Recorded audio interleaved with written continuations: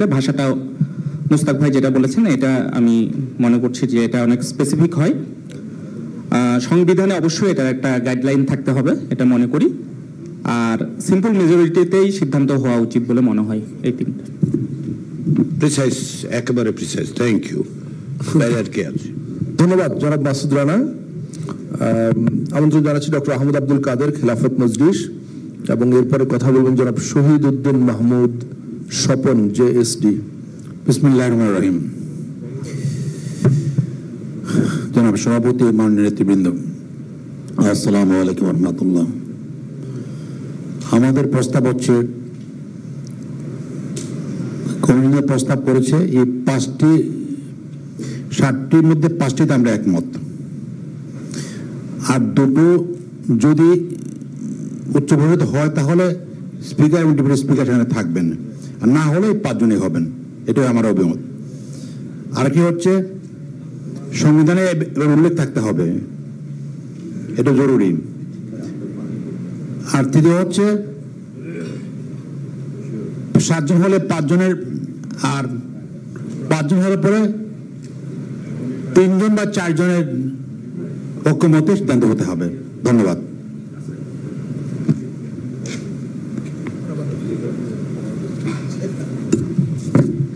ধন্যবাদ। আমি স্বপন ভাইকে দেখতে পাচ্ছি না। আচ্ছা, ওকে, তা আমরা ওনার কাছে পরে যাব। তাহলে এখন আমাদের গ্রেট জনাব ফরিদুজ্জামান ফরহাদ, তার কাছে যাচ্ছি এবং তাকে ফ্লোর দিয়েই আমি মাইক্রোফোন টেবিলে রেখে দিচ্ছি।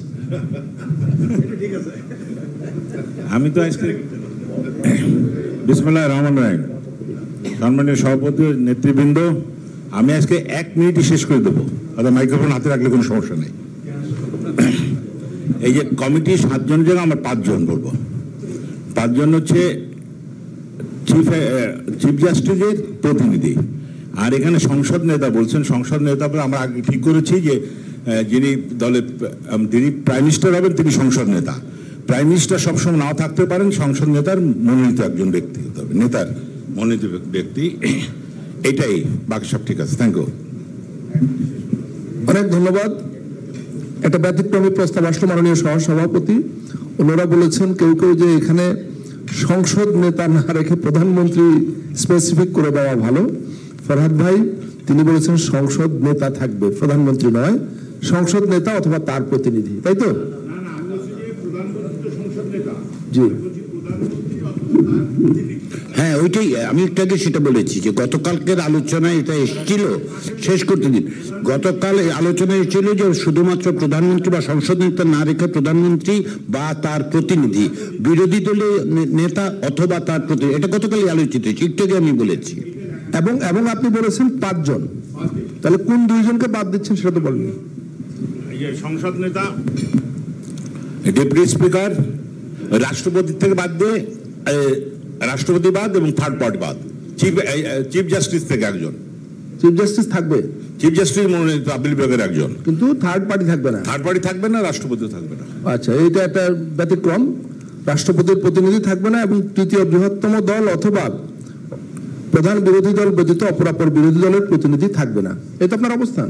প্রধান বিরোধী দল তো থাকবে না, প্রধান বিরোধী দল ব্যতীত, হ্যাঁ, ওই অপশনটা থাকবে, ওই অপশনটা থাকবে না, রাষ্ট্রপতি থাকবে না। কিন্তু যেহেতু ইলেকশন কমিশনের ম্যাটারটা, এটাকে চিফ জাস্টিসের প্রাধান্য দেওয়া উচিত, তেনার আপিল বিভাগের একজন থাকুক। ধন্যবাদ। আপনার সাজেশন হচ্ছে এটা বেসিক্যালি পলিটিক্যালি 2টা পার্টির নিয়ন্ত্রণে থাকুক, তাই তো? বেসিক্যালি না, এটা চিফ জাস্টিসও থাকবে, তার প্রতিনিধি তো থাকবে। জনাব শহীদ উদ্দিন মাহমুদ, দেশ যেহেতু পলিটিক্যাল পার্টি চালাবে, পলিটিক্যাল পার্টিকে তো প্রাধান্য দিতেই হবে। জি, জনাব শহীদ উদ্দিন মাহমুদ স্বপন, জেএসডি, এবং এরপরে কথা বলবেন জনাব মঞ্জুরুল ইসলাম আফেন্দি।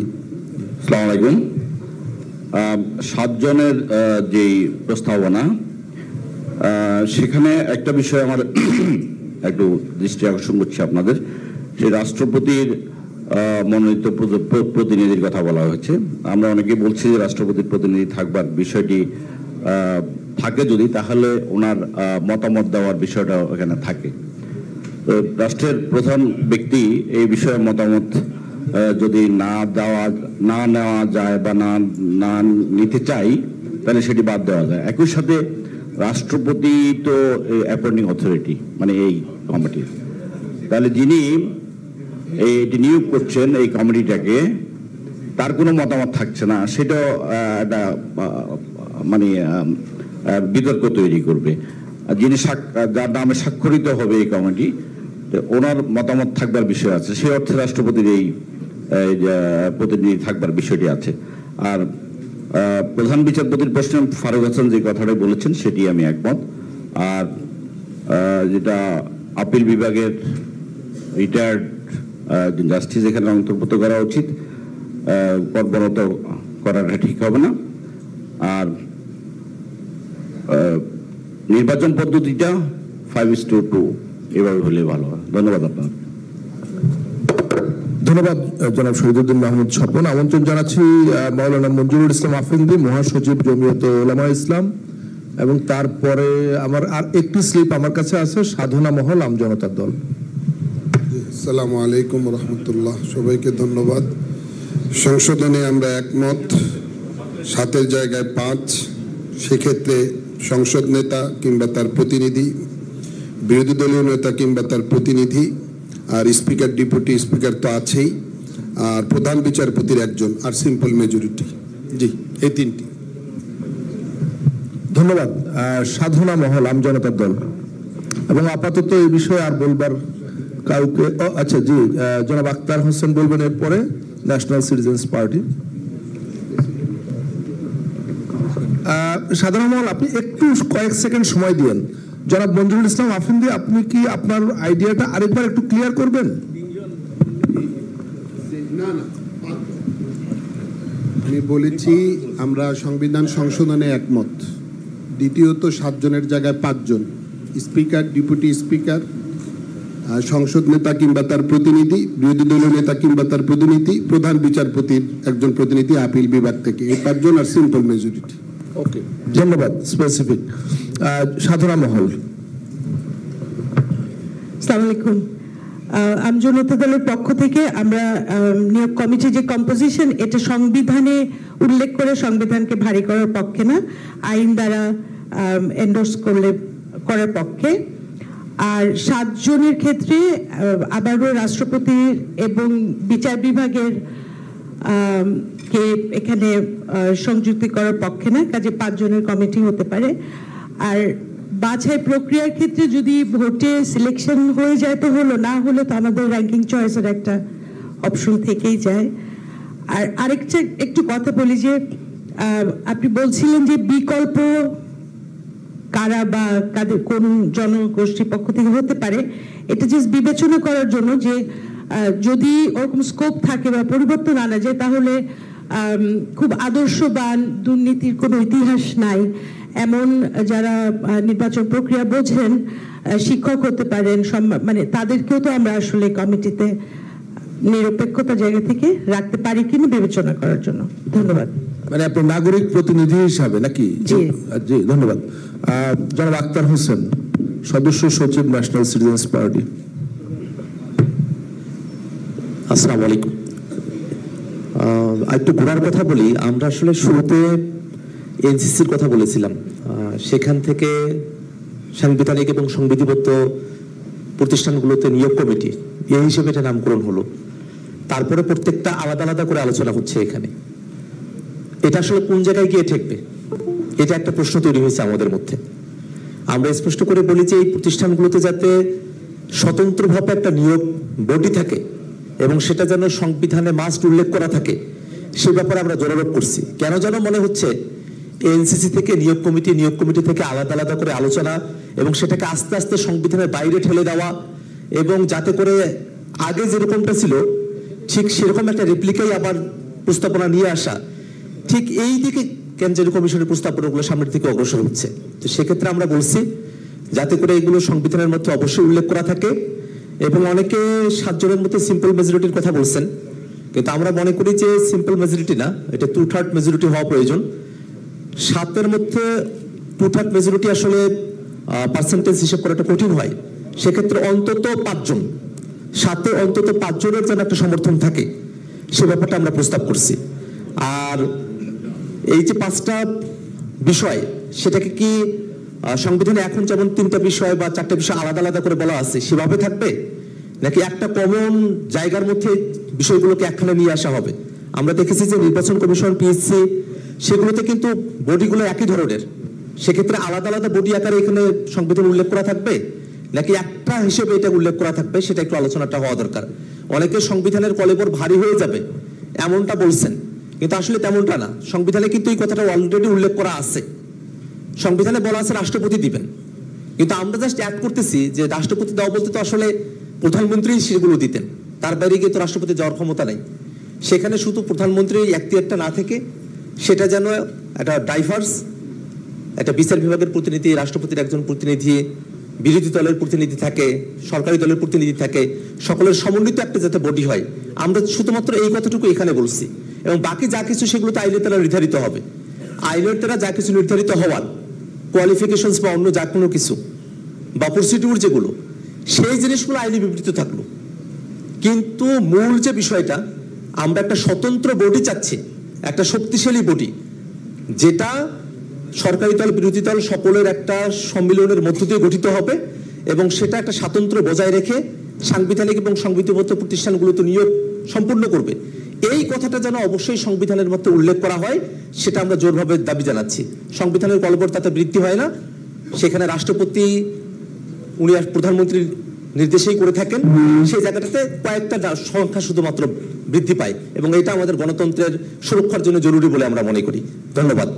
আর একই সাথে স্যার যেহেতু এসেছেন, আপনার একটু দৃষ্টি আকর্ষণ করি, আমরা তো অনেকগুলো বিষয় নীতি নির্ধারণী আলাপগুলো করছি, এটা অবশ্যই আমাদের জাতিগতভাবে আমাদের সামনের দিকে অগ্রসর হওয়ার পূর্তে অবশ্যই এটা আমাদেরকে সহযোগিতা করবে। কিন্তু একই সাথে আমরা মনে করি যে নীতিগুলো যারা বাস্তবায়ন আসলে করেন, জনপ্রশাসন, পুলিশ, স্থানীয় সরকার ব্যবস্থা, এই বিষয়গুলো কিন্তু আমাদের এজেন্ডার মধ্যে আসে নাই। আমরা মনে করি যে এই বিষয়গুলোকে এজেন্ডার মধ্যে নিয়ে আসা প্রয়োজন, যাতে করে আসলে আমরা এখানে নীতি নির্ধারণ করলাম, নীতি গ্রহণ করলাম, কিন্তু যারা এগুলো এক্সিকিউট করবেন, দিন শেষে মাঠ পর্যায়ের এক্সিকিউশন যাদের হাতে থাকবে, তাদেরকে যদি আমরা কোনরূপ সংস্কারের মধ্যে না নিয়ে আসতে পারি, তাহলে আমাদের অর্জন শূন্যের কাছাকাছি পর্যায়ে চলে যেতে পারে। সেক্ষেত্রে জনপ্রশাসনের বিষয়ে, পুলিশ প্রশাসনের বিষয়ে এবং স্থানীয় সরকারের বিষয়গুলোকে আমরা কিভাবে আমাদের আলোচনার কলেবরের মধ্যে নিয়ে আসতে পারি, সে আহ্বানটা থাকবে আপনার কাছে। ধন্যবাদ। ধন্যবাদ জনাব আখতার হোসেন। এই বিষয়ের উপরে আলোচনা করবার জন্য আমি আর কাউকে এই মুহূর্তে দেখছি না। বাংলাদেশ জামাতে ইসলামের প্রতিনিধি ছিলেন, এই মুহূর্তে তো কাউকে দেখছি না। তারা এই বিষয়ে আলোচনা করেননি, এবং আলোচনা করেননি বিএনপির পক্ষ থেকে সালাউদ্দিন ভাই অথবা কেউ। তো এই বিষয়ে মাননীয় সহসভাপতির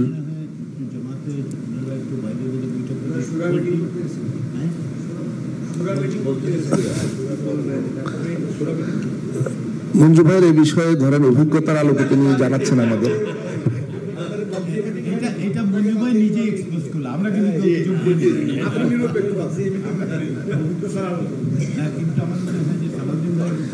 সালাউদ্দিন ভাই একটু দৃষ্টি আকর্ষণ করছে, আমরা কি জামাত প্রতিনিধিদের জন্য অপেক্ষা করব যে এই বিষয়ে তারা বলবেন, তারপর আপনি বলবেন, এরকম নাকি না ভালো হয়? তাহলে অথবা 5 মিনিটের একটা বিরতি দিতে পারেন। আমাদের এমনিতে একটু 10 মিনিটের বিরতি লাগবে অন্য কারণে। ওই বক্তব্যগুলো শোনার পরে যেহেতু ফ্লোরের সিচুয়েশন বোঝে কিছু কারেকশন এসছে, সেই কারেকশনগুলো ইনকর্পোরেট করে যদি কমিশন মনে করে তাহলে একটা রিড্রাফটেড ভার্সন আমরা দিয়ে আজকে অ্যাপ্রুভ করতে পারি কিনা সেটা দেখতে হবে আমাদের। কিন্তু অ্যাজ ইট ইজ কিছু প্রস্তাব তো এসছে এবং কিছু জি আচ্ছা তো সেই জন্য আমরা এমনিতে একটা আমি জামায়াত ইসলামী এবং বাংলাদেশ জাতীয়তাবাদী দলের বক্তব্য শোনার পরে আমি একটা রিকোয়েস্ট করতাম যে আমরা একটা 10 মিনিটস রিসেস নিয়ে রিড্রাফট করে আমরা সেইভাবে প্লেস করতে চাই আর কি কমিশনের পক্ষ থেকে, তাতে অন্তত পক্ষে একটা হওয়া যাবে আর কি।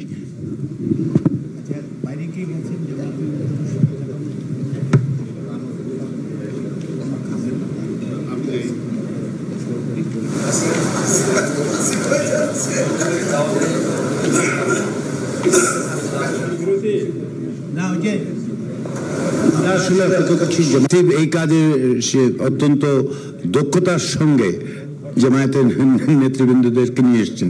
তো ঠিক আছে, আমরা ওনাদের বক্তব্যগুলো শোনার পরে বক্তব্যের পরিপ্রেক্ষিতে আমরা কমিশন 10 মিনিটের জন্য বসে সংশোধনের প্রয়োজন হলে যেগুলো প্রস্তাব সেগুলো ইনকর্পোরেট করে আমরা একটা প্রস্তাব দিতে চাই।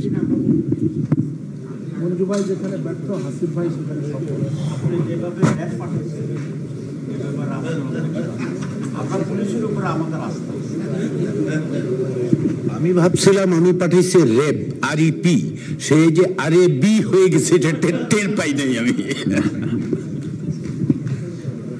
ধন্যবাদ মাননীয় সহসভাপতি। তো যে বিষয়টার উপর আলোচনা চলছিল বাকি সকলেই তাদের ওপিনিয়ন দিয়েছেন। এখন আপনারা দুই ভাই পাশাপাশি বসে আছেন, আপনাদের ওপিনিয়ন শোনার জন্য বাকি সকলে অপেক্ষমান। তা আমি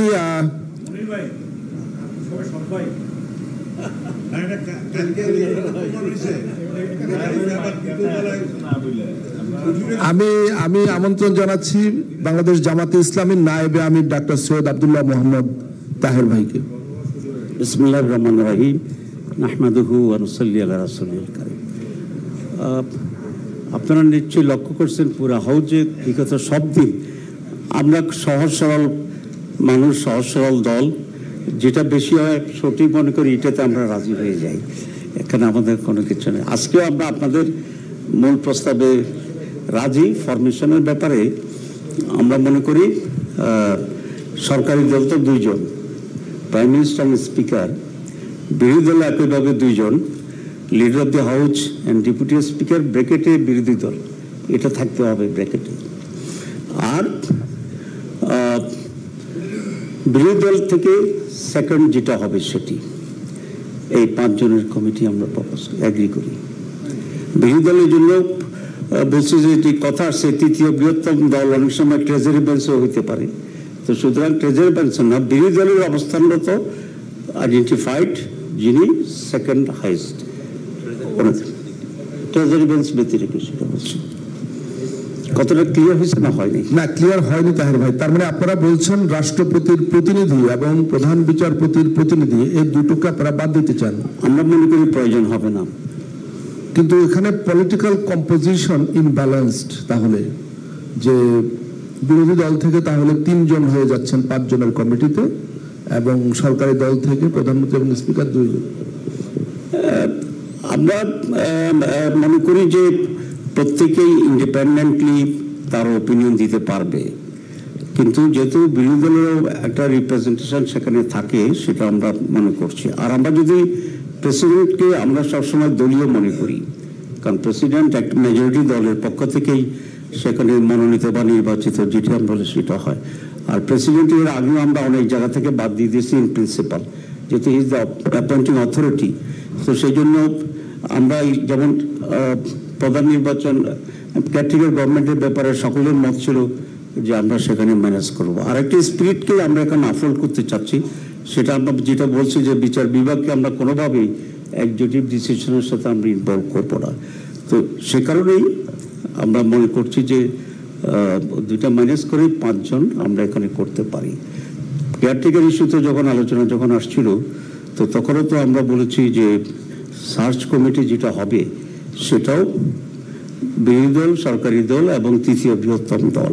এখানে একটু ম্যানেজ করছি এর জন্য 3য় বৃহত্তম দল কখনো কখনো ট্রেজারি বেঞ্চকে রিপ্রেজেন্ট করে, তো ট্রেজারি বেঞ্চকে রিপ্রেজেন্ট করবে না, এই জন্য এখানে এটা উল্লেখ করে আমরা দিয়েছি।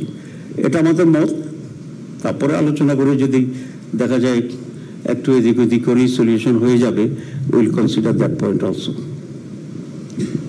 তাহলে জাস্ট একটু ক্লারিফিকেশন আমার বোঝার জন্য, এখন পর্যন্ত যা দাঁড়াচ্ছে তাতে হচ্ছে স্পিকার, ডেপুটি স্পিকার যিনি বিরোধী দল থেকে আসবেন,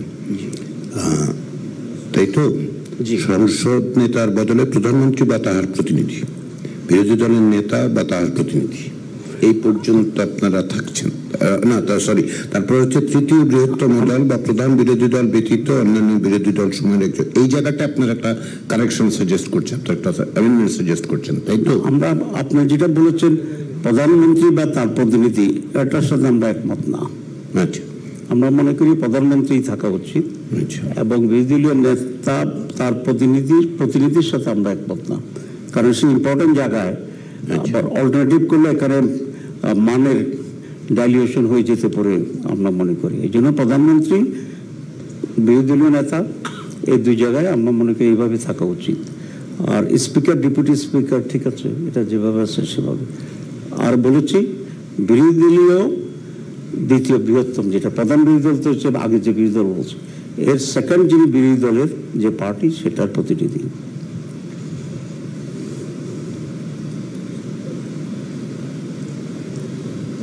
সেকেন্ড যে অপোজিশন, তার মানে বেসিক্যালি থার্ড লার্জেস্ট পার্টি, এই জায়গা এইভাবে বললে কি সেটা ক্লারিফাইড হচ্ছে? ওই যে কথাটা হচ্ছে না এই কারণে যে থার্ড পার্টি যদি আবার ট্রেজারি ব্যাংকের সাথে এক হয়ে সেখানে কাজ করে, তো তাহলে তো আর বিরোধী দল থাকলো না, তখন they became a part of the treasury banks.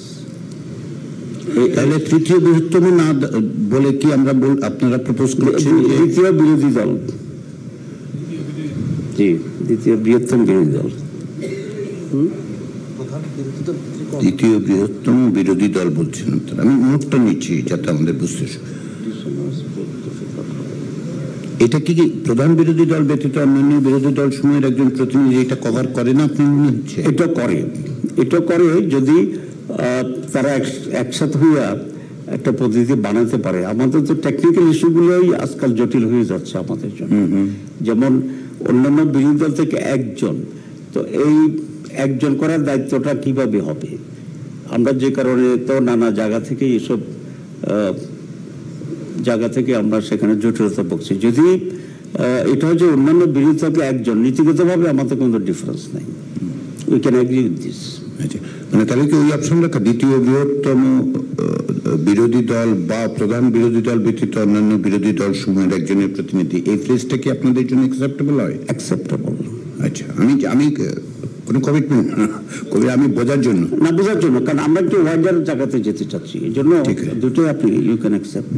আচ্ছা, ঠিক আছে। বাকি দুজন প্রতিনিধি আপনারা রাখতে চাচ্ছেন না এখানে? আপনার, আমি জানি না তখন আপনি উপস্থিত ছিলেন কিনা, আমার ধারণা হ্যাঁ, ওই যে রাষ্ট্রপতির প্রতিনিধি হিসেবে বলা হয়েছিল যে রাষ্ট্রপতি কর্তৃক মনোনীত একজন, এইটা মানে প্রতিনিধি, এটা আমরা সুইটেবল মনে করি। এই জন্য আমরা মনে করি রাষ্ট্রপতি কোন একটা দলের প্রতি ইনক্লাইন্ড লোক হয় স্বাভাবিক, সুতরাং তার প্রতিনিধিটা ওই সরকারি দলের প্রতিনিধিকেই প্রতিনিধিত্ব করবে বলে আমাদের একটা আশঙ্কা থেকে যাচ্ছে।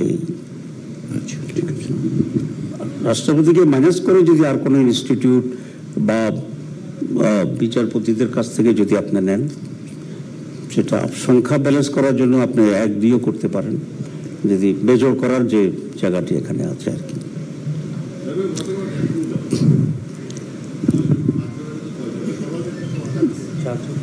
এক্সকিউজ মি জি, সিদ্ধান্ত গ্রহণের প্রক্রিয়াটা কি হবে? যদি 5 জনের কমিটি হয়, কয়জন একমত হলে সিদ্ধান্ত গৃহীত হবে?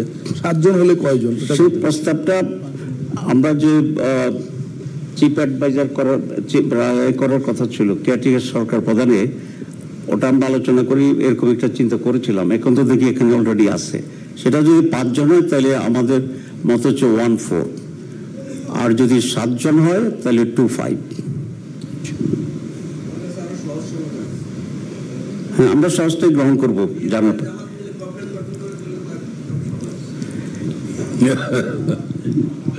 ঠিক আছে, আমরা বরঞ্চ আলোচনার বিষয়ের মধ্যে থাকি মঞ্জু ভাই।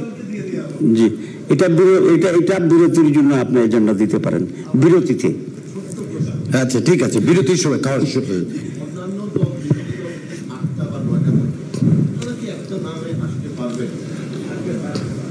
আমার ধারণা পারবেন, কিন্তু এখন পুরোটাই হচ্ছে হাইপোথেটিক্যাল, পুরোটাই হাইপোথেটিক্যাল হচ্ছে এটা।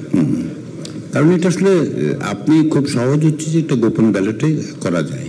পলিটিক্যাল কালচারটা যদি তাই থাকে তাহলে এটা একেবারে অসম্ভব কাজ তো নয় আসলে। যাই হোক, আমরা সভাপতি অন্যান্য বিরোধী দল থেকে একজন যেটা, সেটাকে সিম্পল মেজরিটি দিয়ে দেন। যদি ঐকমত্য আলোচনা না হয় তাহলে সিম্পল মেজরিটি ভোটে জিল্লার বিরোধী দল বা আপনার ভাষায় দ্বিতীয় বৃহত্তম বিরোধী দল বা প্রধান বিরোধী দল অন্যান্য বিরোধী দল সমান একজন প্রতিনিধি যিনি তাদের মধ্যে থেকে সংখ্যাগরিষ্ঠতার ভিত্তিতে নির্বাচিত হবে। এক্স্যাক্টলি। আচ্ছা, ঠিক আছে। না লেখা থাকলে আর ওই সময় ঝামেলাটা হবে না আর কি, লিখে দিলে ভালো হয়। ধন্যবাদ। আমন্ত্রণ জানাই।